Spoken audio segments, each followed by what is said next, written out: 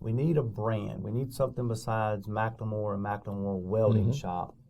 So trying to come up with what the best name for a brand in our company would be, he said a prayer to God. He said, look, you're the master, I'm the builder. If you will help me run and build this company, I'll name the company after you, which is where Masterbuilt actually came from. Love it. Yeah. Love it. I want to welcome you today to the podcast and tell you that I'm with one of the favorite people that I know in my life who has added more value to me than he knows. His name is John McLemore. John's been the president of Masterbuilt. We're going to talk about it, a great company. And I want you to get to hear him and know him. Hit the subscribe button and call a friend. Tell them to listen. They're going to like this podcast, okay? All right, let's get started.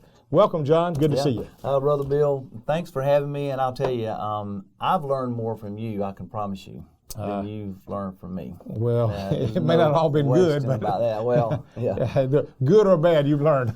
It's been a great journey. It has been, and that's the thing. If people only knew the story, people look at kind of what where we are today, and they'll say, "Oh, you just got it made." They don't. They like what you learned. They don't know what you earned. They don't realize how much you earned to get there and what it took and the sacrifices. That's right. But your story is amazing. It's a God story from the beginning, and I wouldn't even think about cooking without a Masterbuilt grill because of you. That. But take us from the beginning. Who is John McLemore, and how did he get involved in Masterbuilt, and what is Masterbuilt? I haven't told this story but once, and Tanya probably could tell it better than I could.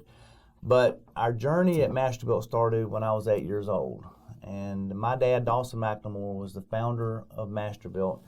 And I'll never forget walking home one day from Bellwood Elementary School, and when I got home, my dad had taken a half a day off at work, and he was in the backyard just kind of tinkering with some steel. And my dad has always been my hero, and I've always looked up to him for what he had always meant in my life. But he was bending these strips of steel with his bare hands and making a little fern stand for my mother. Right. And so I thought, man, that is just cool. So Masterbuilt actually started in 1973 in our backyard with my dad. He was given a welder by an uncle. He borrowed $25 from our neighbor and bought enough steel to just play. And when I got home, he was doing this. So he took this particular fern stand that my mother wanted to water her plants with to take them from inside the house to outside. And he put that product in the back of his car. He was a salesman for Goodyear Tire and Rubber Company, and took it around to some nurseries and hardware stores and sold the product out of the trunk of his car, and decided, there might be something to this. He, like, most people, wanted to be his own, business person and his own boss. So he started Masterbuilt at that point, and it was just a hobby. Yeah. He did it from 73 to 76 for about 3 years out of our backyard. And at the time, the company was called M&M Welding, for McLemore and McLemore Welding. We went from fern stands to doing burglar bars and wrought iron gates, for people in their homes here in Columbus. And when the company got to a point that he was going to quit his job at Goodyear and go full time, he realized we need a brand. We need something besides McLemore and McLemore Welding Shop. So, trying to come up with what the best name for a brand in our company would be, he said a prayer to God. He said, look, you're the master, I'm the builder. If you will help me run and build this company, I'll name the company after you, which is where Masterbuilt actually came from. Love it. Yeah. Love it. So I love telling that story. Yes. And so we go from 73 to 76, just kind of playing in our backyard, to renting our first building and having Masterbuilt formed. And we went from building fern stands to fish cookers. And there was kind of a pattern that started with the products that we were actually inventing and coming up with. It's actually products that we used. My mom used the fern stand for watering her plants. We got into the furniture baker's rack business because my mom wanted to have a baker's rack in her home, also to have her plants on. Yeah. My dad loved to fry fish, and we did it in our backyard, and this is where I learned to cook.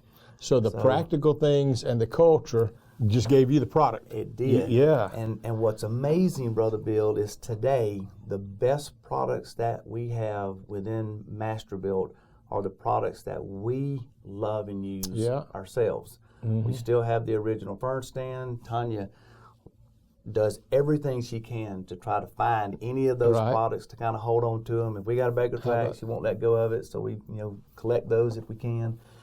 Fish cookers today, we've got one of the original fish cookers at our house. So we learned that the products that we wanted to develop were products that we not only use, but we tried to have research and development. R&D in a company, for us, stood for research and develop. For a lot of companies and a lot of our competitors, it stands for research and duplicate. And there was nothing about us that wanted to duplicate products. We wanted to have our own innovation. And I hated having products that were commoditized products or commodity products. That were whoever has the cheapest price has the best opportunity to land the business. We wanted to solve a problem that people had, whether it was cooking or watering their plants or hauling products on the back of their vehicles when we had the hitch haul products. And we love innovating those things that would solve that problem, and it was products that we loved using.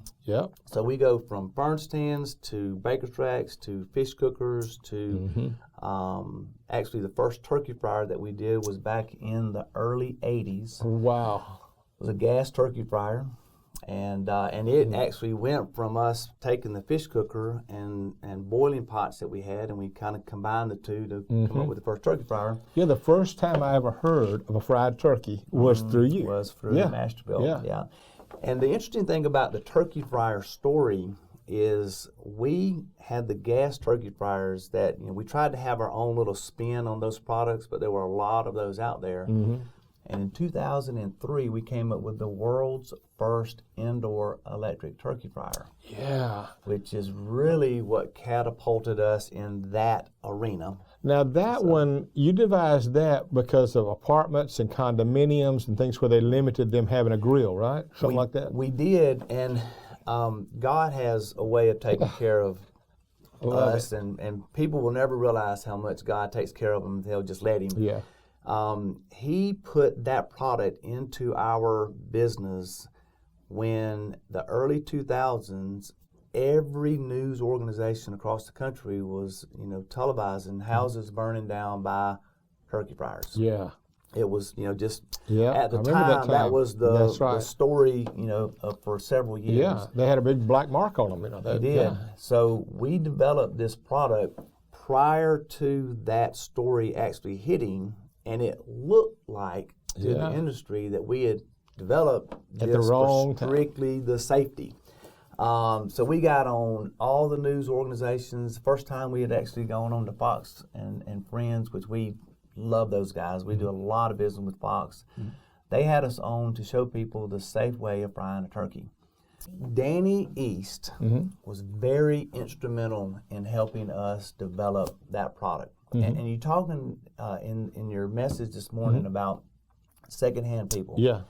I am the success that I am today as a president and CEO, and Masterbuilt is the success that it is because of all the secondhand people and the third and fourth. You did a good job. Our entire organization propped us up. I mean, I don't believe in self-made people. Okay. I mean, unless you just sit at a computer and play the stock market, you can do it. But guess what? All the things that you're doing in the stock market, all those people had a lot of people making you that money. That's right. It's not just you doing it. And at Masterbuilt, I had surrounded myself with really talented people that were better than I was at accounting, and better than I was at marketing, and better than I was at certain things. And I was a born salesman. So I loved to sell, I loved to develop, but there was certain things that I wasn't good at, which is why we had the people coming in. Glenn Scarborough was a great person that helped us in our accounting department. And we got a list of people that about half of our company goes to Cascade Hills. I know. So I went from this 20-year gap from, in the early 80s when we developed these first products and some of our products to 2003, in between all of that, we wanted to be a more diverse company. And I had a staff meeting with our group, and I said, hey, who believes here that we can be a $100 million company? And, all the yes people were like, raise their hand. And the more realistic people were like, I'm not real sure how you're going to do that, because you can't be that big of a company or $1 billion company and just sell fish cookers. I said, I didn't ask that question. Right. Who believes that Masterbuilt as a brand can be a global company and have the sky as the limit? And then more people raise their hands. I said, we've got to develop products that continue to solve these problems. So fern stands, baker's racks, fish cookers, turkey fryers. So then we got into the smoker business. And that is really what catapulted us globally. So that was the product that really grabbed. That actually did more for our company than the electric turkey fryer did. The electric turkey fryer is a great product, but it had some limitations as to how big that market could be. In the smoker business, and if you look at products today, whether they're grills, and then we got some tremendous competitors out there, Traeger and W.C. Bradley, Charbroil, got some great friends in the industry. Keep your friends close, keep your competitors and your enemies closer. Okay. So if you look at the market today, a lot of those products smoke food. Even if it's a grill, they want to play off of smoking. Right. So we kind of entered that a little in the mid-90s, but more so around 2005 is when we really got into the smoker business.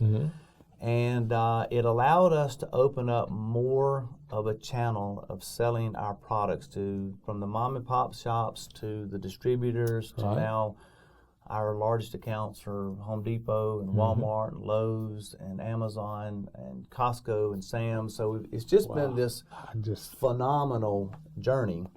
And as I'm going through this journey from Masterbuilt, from being 8 years old to 18, becoming an owner, about 21 years old, I became the president and CEO of our family business, which we were really small business at that point. I was uneducated. I was not qualified. I'm pretty sure I'm dyslexic. I can't hardly read. I've only read 1 or 2 books in my entire life, so I just kind of struggled in that department. But for some reason, things were just clicking. And I think it happened about 1988 when I met my wife, Tanya. How about that? That always happens. That's when right. the success started. That's right.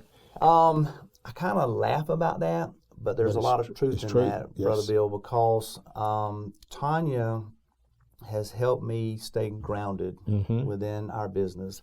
I had been, and probably at some point still are, a workaholic. And in business, you're always going to have something.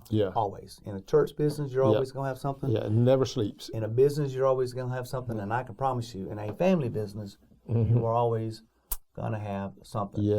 And we've been fortunate within our family. It hasn't been perfect, but we've been pretty fortunate. And I do contribute that to Tanya helping me stay grounded with that.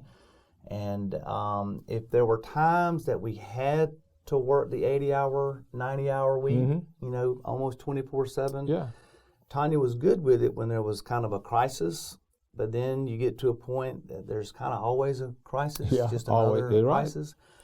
And she said, look, if you're going to do it to salvage a particular issue that we're in, I'm okay with it. But if we're going to do it to buy another car or boat or house, I don't want it. Right. So it kind of made me step back a little bit and say, okay, we can always, how much is enough? That's right. That's right. Just a little bit more. Just a little bit more. So we had to kind of come to terms with that. My mother, who was the strongest Christian woman I had ever known in my life, we lost her about 11 years ago, was the matriarch of our family. Right. But when we lost her, Tanya took that role. And she, if we're going to have any kind of a family, gathering or get together, Tanya's really the one that's kind of doing that and tries to keep us all in check. So yeah, and that's the thing. A lot of people don't realize that they can work themselves around the clock and lose their family. And what you've got is a wonderful family, and you've got a faithful family, but they want you to succeed too. Yeah. And Tanya was in there neck deep with you. I would watch the two of y'all on different things, all the time, or go over there. She's just neck deep and everything. That's what you had to have. Yes. And Tanya's really good at being kind of behind the scenes and being okay with that. We just were on Fox and Friends again, and we do that show. We were like 2 Super Bowls. We've done it in between Thanksgiving, we've done it. We're actually doing it remote from our house now, which is kind of good and bad. We don't have to go to New York to do it, but we kind of miss going to New York and don't miss going to New York. Right, yeah. And Tanya buys all the food, helps prep all the food as we're getting ready for these things. Bailey, our daughter, helps. Right. And the last time we did it, she did the dessert for us. Yeah. So it is a family affair. And John, too, our son, does things with us. Still very involved with the company with me, at this point. How about that? So it kind of gets us to where our journey has kind of gone. Yeah. Crazy successful, growing like crazy. Yes. At one point, we had 5 owners in our company, all family. And over time, in I believe '87, my brother Bill decided to go into farming. Right. And locally, he's got Clearview Barbecue here in town. Oh. Very successful in that business. In '97, my brother Bubba decided to get out. And then in '98, my dad retired in '84 he semi-retired. Right. And was a silent partner from '84 when I became a part owner until '98 for about 14 years. And then he decided to get out as well, 100%. So then it's just Don and I, my brother, who in family business, you have a lot of stories about how folks get along. Right. Don and I had been in business our entire life. I was 8, he was 11 when we started. And up until 2012, when he decided to kind of move on and get out himself, we were 50-50 owners. He took the role as vice president. Right. We never had one argument. That's so good. Yeah. Which is really bizarre. Y'all were though. Y'all worked well together. And with the names Don and John, you'd think you were twins. Because I think I told you this one time. I was in Sarasota, Florida. There was a group of family and friends there. We were all in the living room, and you came on. You were on like Fox or something, and I said to them, I know that guy. Hey, that's my friend. And somebody said, who? I said, John McLemore. That's it. And about that time, the camera turns, and it's on Don. And they said, Don, tell us so-and-so. And everybody said, his name is not John, it's Don. I said, no, it's not him, it's the other guy. So then they all turned to me. Then you came on. I said, there he is. Yeah. They all turned. Then Don got back on. That's funny. I said, okay, I promise you, when we get to heaven, you're going to figure out there is a John, and he was on that show. Yeah. My dad tells kind of a similar story. He's in... it was probably maybe 10 or so years ago when Don and I used to be on the packaging. It was just a picture of him and I cooking something. Right. And my dad is in Colorado at some little backyard hardware store, and there's one of our turkey fryers or smokers, I don't even remember what the product is, on the shelf, and there's like one product in the whole store at Masterbuilt. And there's Don and my brother and I's picture on the box. And this guy walks up to my dad and says, can I help you? And my dad goes, yeah, that's my son right there. And the guy goes, yeah, whatever. He's like, that's not your son. he thought he had a mental problem. So I know. Well, I remember that company. I remember the times that y'all were in it night and day, had the sleeves rolled up, working at it, and I saw it like a baby at birth. I mean, you know how when a lady's pregnant for a long time, she's telling you you're pregnant, but you can't see it, and then all of a sudden you can't ignore it. Right. I watched the same thing with Masterbuilt. I started watching you just go, and then it started getting to another level and then it just blew up. And when you came out of that, I want to mention this. One is you created what we have loved, benefited from, 3 cookbooks. In fact, you sold one, I think, was it like 100,000? Tell me how many books you sold the first time. We wrote, in 2010, we wrote the first cookbook, and we actually wrote it for QVC. Mm-hmm. They asked us to help support the products. Yeah. And we sold 50,000 books in 24 hours. That's amazing. I told my the book first publisher, show. she said, I'm going to push your book and it's going to go, it'll be the fastest growing book. I said, it won't be as fast as my friends. And when I told her, she really didn't believe it. I said, you check it out. Yeah. So we QVC, ended up selling, I don't even know, 150 to 200,000 of the first book. And the second book, the first one was Dadgum, That's Good. The second one was Dadgum, That's Good 2, T-O-O, kind of a play on words. Right.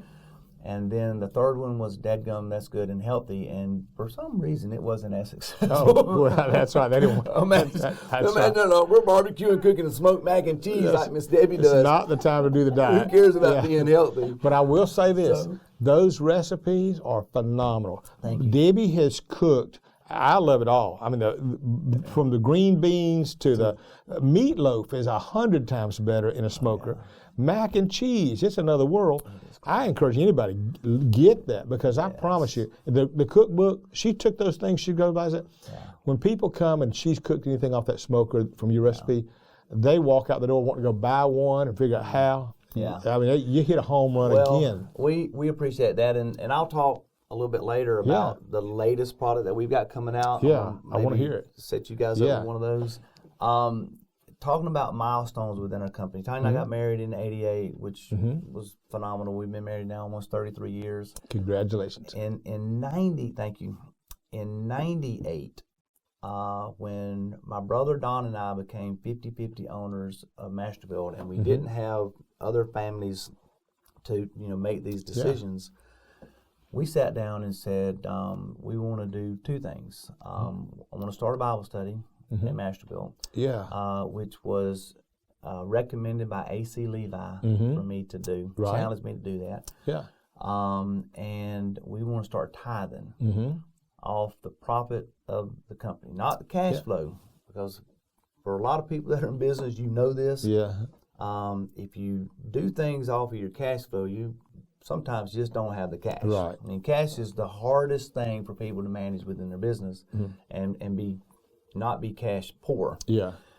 So we wrote a tithe check off of the reported profit every year. Yep, you sure did. And we did that for up until 2016, until I sold, which we'll talk about in a moment, the majority shares of our company. Wow. And it put us kind of at ease, Brother Bill, to say, look, if we're going to tithe on our personal, which we had always done, which was a biblical recommendation by my mother. Yeah. She said, it's not open for discussion. Right. Tithe, that's it. I was like, well, it doesn't make sense if God says it, but if my mama says it, then I'm going to tithe. And then I later learned that God was, rewarding us it for made sense. He protected our marriage, he protected our kids, and he can protect our company. Yes. So we would tithe, and we could always know that God is going to have our back in this company. Yeah, and he did. He did. Yes.